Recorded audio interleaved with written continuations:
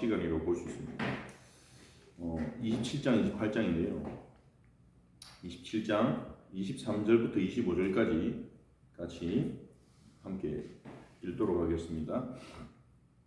23절에서 26절까지 같이 보겠습니다.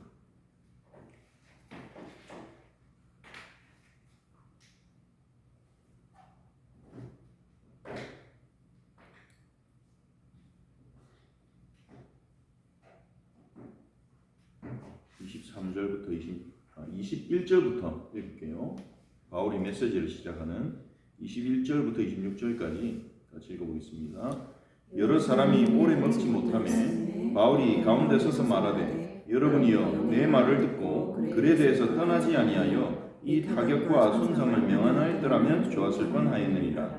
내가 너에게 권하노니 이제 안심하라. 너희 중 아무도 생명에는 아무런 손상이 없겠고 오직 배뿐이니라.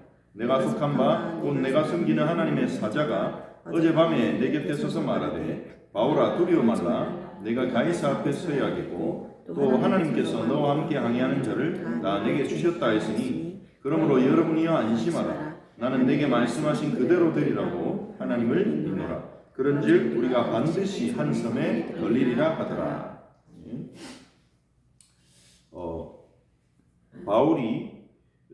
바울을 태우고 가던 배가 큰 풍랑을 만났죠.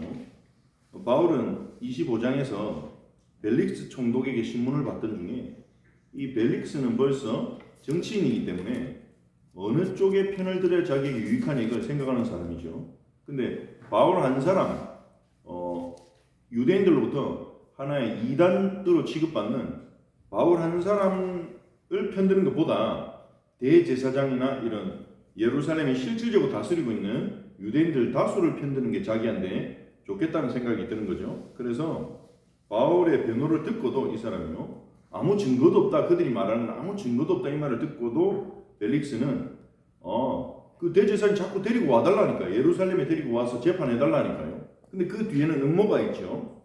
내려오는 길에 그 바울을 죽이기로 결단한 사람들이 그 내려오는 길에 습격해서 죽이려고 하는데, 예전에 1차 시도는 실패했지만 계속 노리고 있는 겁니다.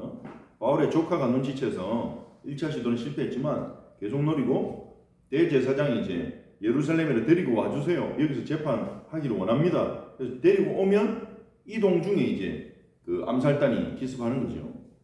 벨릭스는 이걸 모르는 거죠.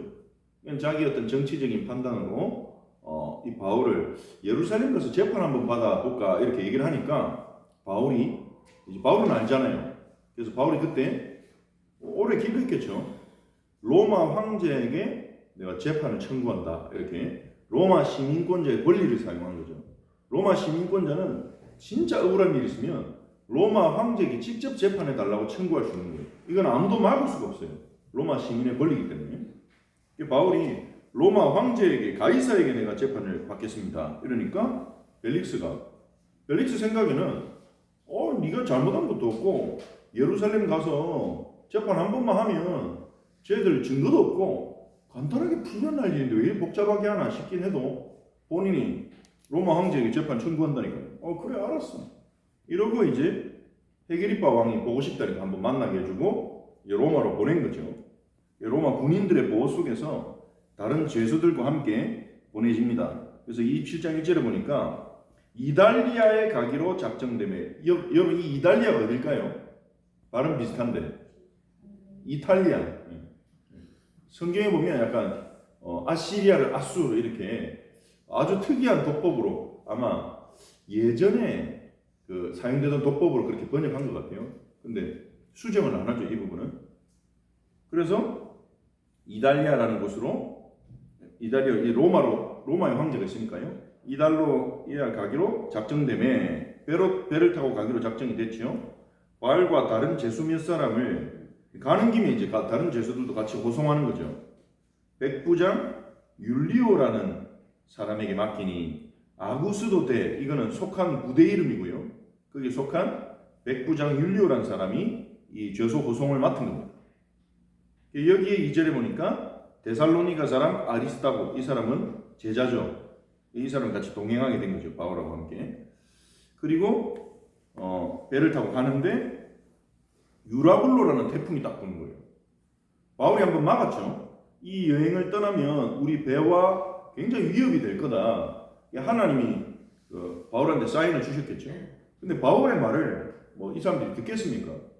노련한 선장이 그런 일 없습니다. 지금 이 시즌에는 항해하는데 아무 문제 없습니다. 그래서 경험자의 말을 듣고 가는데 유라굴로라는 태풍이 만나가지고 이때도 태풍에 이름을 붙였나 봐요. 요즘에도 태풍 오면 이름 붙이지 않습니까? 유라굴로라는 이름의 태풍을 만나가지고 이 풍랑이 막 일어나는 거죠. 이 풍랑 이렇게 하니까 아이들한테 좀 설명이 어려울 것 같아서 어린아이들은 풍랑을 사전적인 의미가 바람과 바다 물결 이렇게 돼 있더라고요. 그래서 바람과 바다 물결이 이제 어마어마한 바람이 불면서 태풍 바람이 불면서 이 배가 밀려가는 거예요. 원치 않는 곳으로 조성이 안 되는 거죠. 그러니까 우리가 태풍을 만나면 우리 몸을 가눌 수가 없게 되죠. 인생의 태풍도 마찬가지고요. 내가 원하지 않는 곳으로 팍 끌려갈 때가 있습니다. 그때는 인간은 무기력감을 느끼죠. 내가 아무것도 할 수가 없구나. 여기에 선장도 아무 말 못해요. 미안하겠죠, 선장이. 괜찮다 했는데, 큰 소리 쳤는데. 경험 있는 사람, 현장의 엘리트도 아무 말 못하고 끌려가는 거예요. 뭐 백부장 율리와야 말할 필요가 있겠습니까? 온갖 노력을 다 합니다. 막 여기로 끌려갔다가 저기로 끌려갔다가 18절에 보니까 심히 풍랑으로 애쓰다가 안 되니까요. 그 다음날 사공들이 짐을 바다에 풀어버렸어요. 배가 좀 가벼우면 좀 낫겠거니 이랬는데 안 되는 거죠. 사흘째 되던 날에는 배에 있는 기구들도 다 버리는 거예요. 사람이 살아야 된다 이렇게 판단을 했겠죠. 근데 여러 날 동안 별도 보이지 않고 큰 풍랑이 그대로 어마어마한 태풍인 것 같아요. 며칠 동안 계속 그 태풍 속에 휩쓸린 겁니다. 구원의 여망이 없어졌죠. 우리 살기는 틀렸다. 이런 분위기가 딱 된 겁니다. 절망. 우리 다 죽었다. 절망적인 분위기가 딱 된 거죠. 그때 사도 바울이 아무 말 안 하고 계속 기도하고 있다가 이제 식사도 못하죠. 이제 사람들이 음식을 아낀다고. 음식이 있긴 있는데 언제까지 이렇게 될지 모르니까 음식 아낀다고 식사도 제대로 먹지 못하고 바울이 힘 쭉 빠져있는 그 사람들 사이에 바울이 딱 선 겁니다. 서서 21절에 우리가 읽었지만요. 여러분 내 말을 듣고 그레데 섬에서 그때 바로 떠나지 않았으면 이 손상과 타격을 면하지 않았겠습니까? 좋을 뻔했습니다. 그러면서 하지만 여러분 이제 안심하십시오. 여러분 중에 아무도 생명에 손상 가는 사람 없을 것입니다. 이 배는 망가지겠지만 사람은 아무도 다치는 일이 없을 것입니다. 그러면서 그 근거를 대죠. 23절에 어젯밤에 내가 섬기는 하나님의 사자가 어젯밤에 내 곁에 서서 말하되 하나님이 주의 사자를 보내신 거예요. 바울아 두려워 말라. 네가 가이사 앞에 서야 하겠고 또 하나님께서 너와 함께 항해하는 자를 다 내게 주셨다. 이렇게 말했습니다.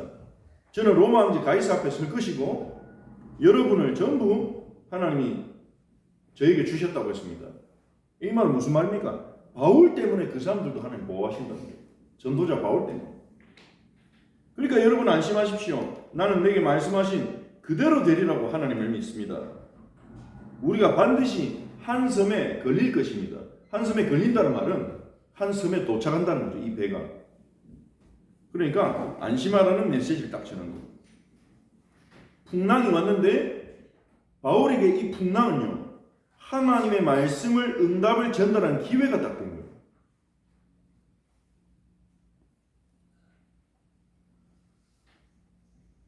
그리고 어떻게 됩니까? 27장 27절 보니까 열나흘째 되던 날 밤에 약 14일 2주 동안 배가 휩쓸린 거예요. 이게 바울이 메시지를 하고 나서도 이제 상당한 기간 동안 이 배가 휩쓸려 여전히 태풍 가운데 있었던 거죠. 그 가운데 말씀을 믿는 사람도 있었을 것이고 안 믿은 사람도 있겠죠. 근데 이 말씀을 붙잡고 바울은 계속 기도했겠죠. 열나흘째 되던 날 밤에 우리가 아드리아 바다에서 이리저리 쫓겨가다가 자정쯤 되어 사공들이 어느 육지에 가까워지는 줄 짐작하고 이 뱃사공들이 어디 이제 육지에 가까워지고 있다 이렇게 짐작하고 이제 길을 재보는 거죠. 그리고 혹시 암초에 걸릴지 모르니까 이제 섬 가까이 가면 바위들이 있으니까 이제 닷을 딱 내리고 기다린 거예요. 그때 사공들이 육지가 가까우니까 우리가 도망가자. 우리라도 살아야 되겠다. 이렇게 도망가려고 했는데 바울이 눈치를 딱 채고 백부장과 군인들에게 저 사람들 잡아야 된다. 이러고 다 잡았죠. 저 사람들 없으면 우리는 전부 이제 이 배에서 못 빠져나간다. 이래가지고. 그리고 그 다음날 바울이요. 여러 사람들한테 이제 그 음식 먹으라고 보낸 거예요. 이제 음식을 마음껏 먹어라. 너희 머리카락 하나도 잃을 적 없을 것이다. 이러고 떡을 가지고 하나님 앞에서 축복기도 하고 이제 떼어 먹으라고 이렇게 준 거죠. 이 사람들이 안심하고 받아 먹는데 이 배에 몇 명이 타고 있었냐? 276명. 많은 사람이 타고 있었죠. 죄수는 몇 사람인데 이 호송 인원, 사공들, 이 사람들 로마 군인들 쳐가지고 굉장히 많은 인원이 타고 있었죠. 이 사람들이 이제 바울의 말을 믿은 거예요. 하나님 역사가 일어났죠. 바울의 말을 믿고 배부르게 먹고 나머지 밀을 바다에 버려서 배를 가볍게 했어요. 그리고 날이 딱 새니까 어느 땅인지 알지 못하나 경사진 해안으로 된 항만이 눈에 띄거늘 배를 거기에 들여다 댈 수 있는 것 의논한 후 닷을 끊어 바다에 버리는 동시에 키를 풀어 늦추고 해안을 향하여 들어가다가 자 이렇게 쭉 이제 들어가서 약간 위기도 있었지만 44절에 보니까 상륙하여 구조되니라. 결국은 이제 구조됐는데요. 한 명도 죽지 않고 하나님이 바울을 통해서 말씀하신 것처럼 한 명도 생명에 지장을 입지 않고 276명 왜 숫자를 기록해놨습니까? 다 살았다는 거예요. 전부 다 살았다는 거예요. 하나님 말씀이 성취되는 일이 딱 일어난 것입니다. 말씀이 성취되는. 여기에 같이 가던 백부장 율리오나 로마 군인들이나 죄수들이 어떤 생각이 딱 들어갔을 거예요. 와, 저 사람 보통 사람이야. 저 사람이 한 말 그대로 됐구나. 저 사람이 믿는 하나님은 진짜 살아계시구나. 풍랑 속에서 사자를 보내어 약속하신 하나님이구나. 이렇게요. 응답의 기회가 된 거예요. 우리가 문제가 기회다, 위기가 기회다 그러잖아요. 실제 일어나는 사건인 거죠. 그리고 이제 28장으로 넘어가면요. 바울이 구조된 후에 딱 보니까 그 섬 이름이 멜리데라는 섬이에요. 멜리데라는 섬. 알려지지 않은 섬이죠. 원주민들이 막 살고 있고. 이 원주민들이 이 섬에서 조난당하다가 태풍에 조난당했다가 구조받은 이 사람들을 불쌍히 여겨가지고 불을 피워주는데 바울이 3절에 보니까 바울이 나무 한 묶음을 이제 불을 키운다고 바울도 같이 일을 한 거죠. 나무를 들고 불에다가 딱 넣었는데 그 나무 속에 독사가 있었던 거예요. 독사가 숨어 있다가 나무 뭉치를 불에다가 넣으니까 독사가 뜨거워가지고 바로 튀어나가지고 바울의 손을 딱 깨무는 거죠. 그걸 보고 원주민들이 뭐랍니까? 야, 저 사람은 살인자다, 살인자. 바다에서 구조받긴 했지만 결국은 하늘이 저 사람 심판하네.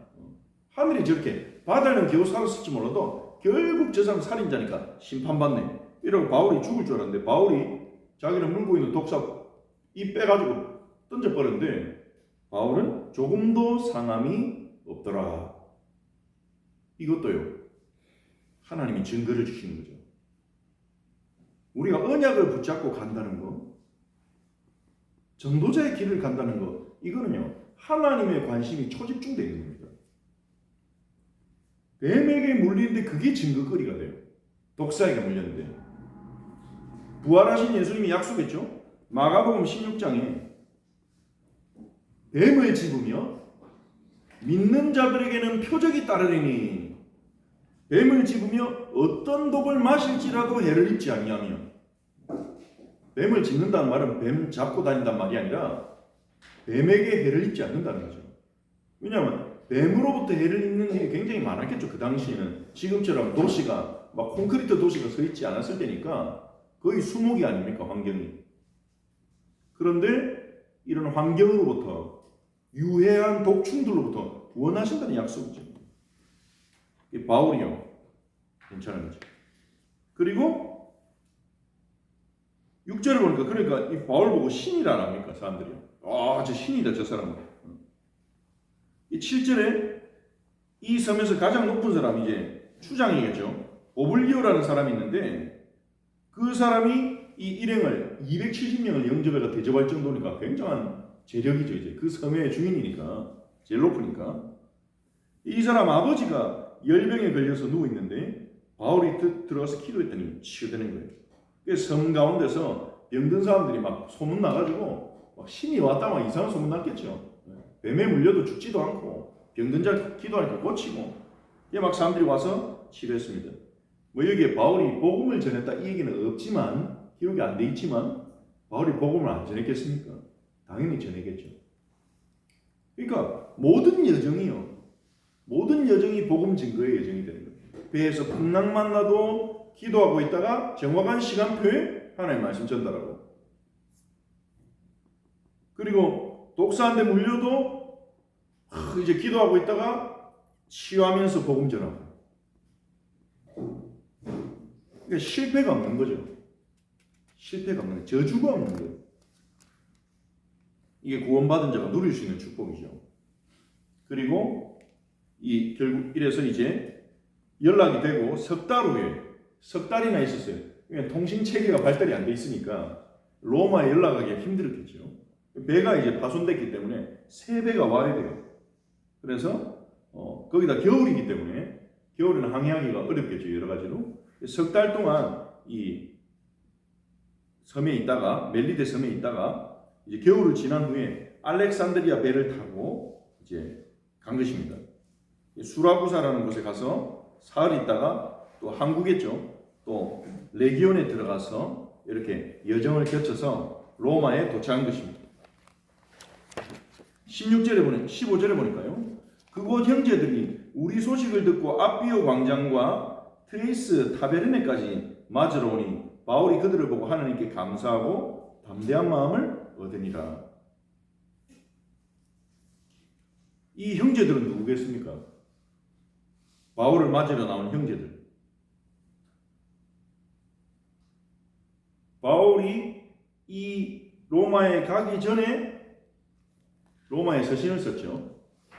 그게 로마서죠. 로마서는 바울이 로마 가기 전에 쓴 거예요. 로마에 교회가 세워졌다는 얘기를 듣고 그 로마서 16장에 나오는 사람들 있지 않습니까? 뭐 베베, 브리스길라, 아굴라 이 사람들 중에 로마에 있는 사람들이 나왔겠죠. 바울이 온다는 얘기를 듣고 기다리고 있었을 겁니다. 근데 시간이 상당히 오래 지체됐잖아요. 석 달이 더 걸리고 풍랑만 듯한 소식이 들리고 그러다가 이제 바울이 온다는 소식을 듣고 이 사람들이 너무 기쁘고 감사해가지고 바울을 맞으러 오고 바울이었다. 그리스도의 군사들, 제자들을 딱 만나니까요. 담대함과 감사하고 담대한 마음을 딱 듣는 거예요. 얼마나 고생했습니까, 바울이요. 믿음의 사람이지만 얼마나 고생했습니까? 몸도 수척해져 있고 그럴 텐데 형제들을 딱 보고 힘을 얻은 거예요. 하나님의 계획이 확실하구나. 이렇게 그리스도의 제자들이 이곳에 있구나. 그러면서 16절에 우리가 로마에 들어가니 바울에게는 자기를 지키는 한 군인과 함께 따로 있게 허락하더라. 다른 죄수들은 감옥에 갇혔는데요. 바울은 로마 황제에게 재판을 청구했기 때문에 대기 중인데 감옥에 가지 않는 겁니다. 그래서 사실 오해가 좀 있어요. 우리가 에베소서, 빌립보서, 골로새서를 옥중서신이라 그러잖아요. 근데 그 옥중서신에만 옥자가 감옥에 들어가 있다는 걸 전제로 하고 있지 않습니까? 근데 사실은 바울은 로마에 있을 동안에 감옥에 갇히진 않았어요. 가택연금을 당했죠. 그래서 한 집은 그 집을 빌리는 비용은 바울이 직접 내야 돼요. 왜냐하면 이게 재판을 자기가 청구했기 때문에 로마에서 대주지 않습니다. 바울이 자기가 직접 돈을 내서 집을 빌려야 돼요. 집을 세를 얻어가지고 사는데 마음대로 돌아다니지는 못해요. 그냥 이 사람은 어쨌든 범죄 혐의로 속주에서 범죄 혐의로 재판을 받아야 되는 사람인데 로마 황제한테 재판을 청구했기 때문에 아직 혐의가 해결되지 않았잖아요. 그래서 로마 군사 한 명이 늘 따라다닌 겁니다. 제 추측에는 이 사람이 제자가 되지 않았을까. 바울하고 거의 한 3년 가까이 매일 같이 있었거든요. 그러니까 그 사람이 뭐 중간에 교대는 했겠지만 제일 확실한 복음을 듣지 않았을까 싶습니다. 그래서 이 셋집에서 그래서 30절에 나오죠. 바울이 온 이태를, 여기서 이태란 말은 2년이라는 말입니다. 2년 동안 자기 셋집에 머물면서, 이 셋집이 바로 연금돼 있는 그 집이에요. 이 집에 연금돼 가지고 바울이 나가지는 못하고 대신에 사람들을 부른 거예요, 거기로. 그래서 30절에 보니까 자기에게 오는 사람을 다 영접하고 그랬죠. 바울이 거기를 이제 플랫폼으로 삼아가지고 자기 셋집을, 그 상황은 같은 연금당하고 있지만 무슨 상황입니까? 사람들 많고 불러도 되는데 유대인들 지도자도 부르고 형제들도 부르고 거기서 양육도 하고 제자도 세우고 전도도 하고 편지도 쓰고 다 하는 거예요. 여기 있는 동안에 2년 동안에 에베소 교회도 편지 쓰고 빌립보 교회도 편지 쓰고 빌레몬한테도 편지 쓰고 다 편지를 쓴 거죠. 그래서 앞에 보면 유대 지도자들 불러가지고 복음을 전하죠. 왜 잡혀왔냐 궁금해하잖아요. 유대 지도자들이. 왜 이 사람은 유대인인데 소문 들어보니까 막 가는 데마다 난리를 일으킨다 그러고 전염병 같은 사람이라 그러고 궁금 안 하겠습니까? 로마에 있는 유대인 지도자들이 딱 이제 바울의 초청을 듣고 이제 오는 거죠. 바울이 설명하죠. 왜 내가 이런 일을 당했냐 이거를 설명을 하는 거죠. 23절에 보니까 너의 사상이 22절에 너의 사상이 어떠한가 듣고자 하니 이런 사람들이 있는 거예요. 그래서 23일에 날짜를 정하고 이제 바울의 셋집에서 세미나가 열린 겁니다. 그래서 유수관 집에 많이 오니 바울이 아침부터 저녁까지 이제 하루 종일 강의를 한 거예요. 메시지 한 거예요. 하나님 나라를 증언하고 모세와 율법과 선지자의 말, 구약입니다. 구약 성경을 부르는 별칭이죠. 율법과 선지자들 이렇게 칭하기도 하고 모세와 율법과 선지자의 말 이렇게 하기도 합니다. 구약 성경을 가지고 예수님을 증거했습니다. 믿는 사람도 있고 믿지 않는 사람도 있고 31절에 사도행전의 결론이죠. 사도행전은 열린 결말로 끝나죠. 31절 같이 한번 읽어봅시다. 28장 31절 같이 했습니다. 하나님의 나라를 전파하며 주 예수 그리스도에 관한 모든 것을 담대하게 거침없이 가르치더라. 복음을 전하는 현재 진행형으로 끝나요. 그래서 어떤 선교단체나 교회는 사도행전 29장이다 지금은. 왜냐하면 이 사도행전이 안 끝났기 때문에 우리는 사도행전 29장을 살고 있다. 사도행전 29장의 내용이 그러면 어마어마하게 방대한 거죠. 초대교회 바울 이후부터 지금까지 모든 교회사가 사도행전 29장이겠죠. 계속 진행되고 있는 겁니다. 이 언약의 성취는 전도자들이 하나님 나라를 전파하고 주 예수를 전파하는 거예요. 아무도 막을 수 없다. 그래서 27장 28장은요 아무도 막을 수 없다. 이 복음 운동을, 하나님 나라를 아무도 막을 수 없다. 풍랑도 막을 수 없고 어떤 섬에 갇힌 것도 막을 수 없고 독사가 막을 수 없고 로마의 셋집에 갇혀 있는 것도 연금을 당한 것도 막을 수 없고 막을 수 없다는 거예요. 그래서 우리가 이 말씀을 보면서 확인하고 우리가 붙잡아야 될 하나님의 말씀이 그것입니다. 내 안에 있는 복음과 하나님 나라를 막을 수 없다. 근데 왜 이게 막힙니까? 왜 이게 막힙니까? 내 안에 사탄의 망대 때문에. 나의 불신앙이 막는 거예요. 나의 욕심이 막는 거예요. 하나님 나라를 욕망하지 않고 다른 것을 욕망하기 때문에. 이 세상 나라에 있는 것을 욕망하기 때문에 막히는 거예요. 아무것도 막을 수 없어요. 렘넌트들에게 우리가 이거를 얘기하기는 좀 어렵겠죠. 그래서 교재에는 안 들어가 있는데 아무도 막을 수 없는 하나님 나라, 아무도 막을 수 없는 복음을 우리 안에서 막고 있어요. 내 안에서. 우리가 하나님 앞에 서서 질문해야겠죠. 무엇이 내 안에 있는 복음이 흘러가는 것을 막고 있습니까? 무엇이 내 안에 임한 하나님 나라가 확장되는 것을 막고 있습니까? 이번 주 강단 메시지와도 연결되는 거죠. 정말 우리가 주님께 붙어 있다면 우리 안에 있는 복음은 역사할 수밖에 없는데, 우리 안에 있는 하나님 나라가 확장될 수밖에 없는데, 우리가 주님 앞에 붙어 있는가, 열매가 맺어지고 있는가 점검해라고 했죠. 자, 인간의 힘으로 막을 수 없는 풍랑, 시대적 재앙 아닙니까?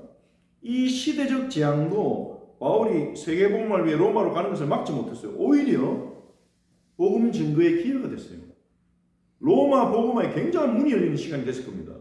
왜 그렇습니까? 로마로 가고 있는 바울 빼고 275명이 말씀의 역사를 확인했잖아요. 그 사람 중에 믿은 사람도 있고 안 믿은 사람도 있겠지만 그들이 로마 복음화의 문이 안 됐겠습니까? 바울이 집에 연금을 당해서 밖으로 나가지 못하는 이 굉장히 이제 자유롭지 못한 이 상황도 바울이 로마 복음화를 막지 못해요. 내가 못 나가면 부르면 되는 거예요. 내가 못 가면 부르면 되는 거예요. 그 바울은 복음 들을 사람과 제자들을 막 불렀고요. 하나님이 보내신 거예요. 중요한 거는 내가 복음을 누리고 있느냐, 복음 전할 준비가 돼 있냐, 복음 전할 답이 있느냐요. 그러면 하나님은 붙이시게 되어 있습니다. 렘넌트는 그래서 중요한 게 뭡니까? 우리는 말씀이 실제로 나의 삶에 답이 된 걸 체험해야 돼요.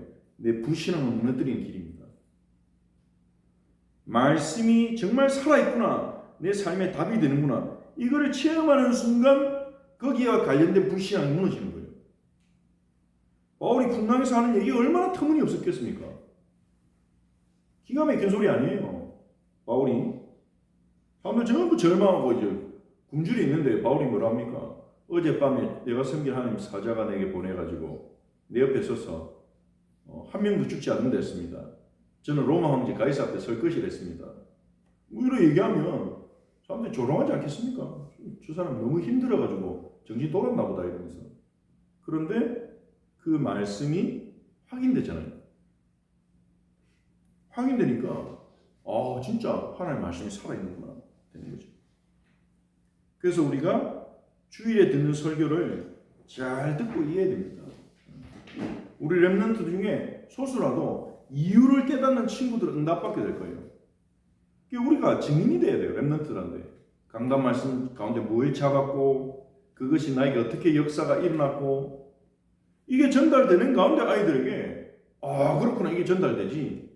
우리가 못 누리면서 말로만 강단 성취되니까 제대로 잡아 적어 이러면 적는 거는 되죠. 근데 적는 게 자기 있게 되지 않잖아요. 적는 거는 적는 거예요. 얼마나 애들 글씨 예쁘게 색깔로 씁니까? 렘넌트들 노트 필기할 때.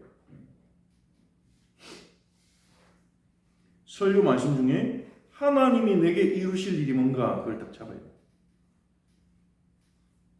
그게 묵상이죠. 하나님이 내게 주시는 말씀, 하나님이 이루시려는 일이 뭔가, 왜 이 말씀을 주셨을까? 매일 기도처를 통해 성경과 묵상 말씀을 유목사 메시지 정리해 놓은 거, 그걸 말하는 거죠. 그 부분을 읽으면서 오늘 하나님이 이루실 일이 뭘까? 그걸 붙잡고 기도하면서 작은 실천할 걸 찾아서 도전하는 거예요. 저는 오늘 기도처에서 읽으면서 기도의 시스템 이게 가장 중요하지. 오늘 기도의 시스템을 세우기 위해서 다시 도전해야 되겠다. 그리고 기성세대들이 보지 못하는 거 그리고 현장의 엘리트들이 찾지 못하는 거 그걸 찾아야 되겠구나. 하나님은 원하시는 걸 이제 찾는 거죠. 그리고 성경을 읽으면서 하나님 원하시는 걸 찾는 겁니다. 오늘도 사도행전 27장 28장을 같이 읽으면서 그래 이건 아무도 막을 수 없다. 근데 왜 이 일이 우리에게는 일어나지 않냐? 우리가 막고 있다 이거를. 내 불신앙이 막고 있다. 이 말씀이 나에게 그대로 일어날 거라고 안 믿고 있다 우리는. 하나님 이루실 일을 믿고 거기서 기도 제목이 나오는 거죠. 믿을 수 있게 해달라고 기도하고 볼 수 있게 해달라고. 작은 실천을 할 걸 찾아서 도전하는 겁니다. 우리가 이 부분이 잘 안 될 수 있어요. 머리로는 아는데 우리도 잘 안 될 때가 많지 않습니까? 렘넌트들에게 마지막에 말해줘야 되는 게 그겁니다. 주일에 설교를 너희가 잘 집중해서 들어야 되는데 매일 기도처하고 묵상하면 너네가 하나님의 음성 들을 수 있을 텐데 그거 자체가 잘 안 될 수 있다. 그때는 안 되는 그 부분을 놓고 예수님 이름으로 기도해라. 도와달라고 기도해라. 예수님 우리를 도와주시는 분이다. 이렇게 해 하고 안 하면 치시는 분이 아니다. 예수님은 우리를 위해 우리를 구원하기 위해 십자가에 죽기까지 사랑하신 분이다. 안 되는 그 부분을 놓고 솔직하게 기도해라. 그러면 성령님이 힘을 주시고 말씀이 생각나게 하시고 인도해 주실 거예요. 그렇게 우리가 렘넌트에게 말해야 되겠습니다. 전달해 줘야 되겠습니다. 우리 함께 합심으로 함께 기도하도록 하겠습니다. 아무도 어떤 어려움도 막을 수 없는 이 말씀의 성취, 복음의 역사, 하나님 나라의 성취를 볼 수 있도록 우리 은혜를 달라고 기도해야 되겠고, 아무도 막을 수 없는 이 하나님 운동을 막고 있는 내 안의 불신앙, 내 안의 동기, 내 안의 두려움과 염려들이 지금 이 시간 무너져서 복음의 역사, 하나님의 역사가 내 삶의 내 현장에 일어나게 하옵소서. 우리 같이 기도해야 되겠고 후대 앞에 정리될 수 있도록 말씀만이 우리 인생의 답이라는 것을 그 무엇도 말씀의 역사를 막을 수 없다는 증인이 될 수 있도록 우리 함께 기도하겠습니다. 살아계신 하나님 주님 은혜 감사를 드립니다. 아무도 막을 수 없고 그 풍랑도 가택연금이라는 상황도 막을 수 없었던 이 놀라운 복음의 역사를 주님 저희도 누리기 원합니다. 알기 원합니다. 보기 원합니다. 살아계신 하나님 정말로 아무도 막을 수 없는 이 역사를 막는 불신앙과 우리 안에 있는 불신앙과 우리 안에 있는 동기와 우리 안에 있는 염려와 우리 안에 있는 모든 착각이 지금 이 시간 말씀의 능력으로 무너지게 없어서 그 사탄의 망대가 무너지도록 하나님의 말씀이 성취되는 것을 보게 하여 주옵소서. 하나님 오늘도 살아계시며 오늘도 말씀을 성취하시며 오늘도 우리 기도에 응답하시며 오늘도 영혼을 구원하시는 그 사실을 우리가 알도록 하나님 사모늘의 열매를 맺게 하옵소서. 주님 우리가 정말 이 복음의 열매 맺기 원합니다. 하나님 열매 맺지 못하고 있는 인생이 하나님 주님을 만나 답을 얻도록 성령께서 역사하옵소서. 우리 렘넌트들이 말씀이 성취되고 말씀이 답이 되는 것을 체험하여 하나님의 말씀을 따라가는 사람이 되게 하옵소서. 이 일을 위해 저희들이 교사들이 사역자들이 렘넌트 앞에 말씀 성취의 증인이 되게 하여 주옵소서. 살아계신 주님을 찬양합니다.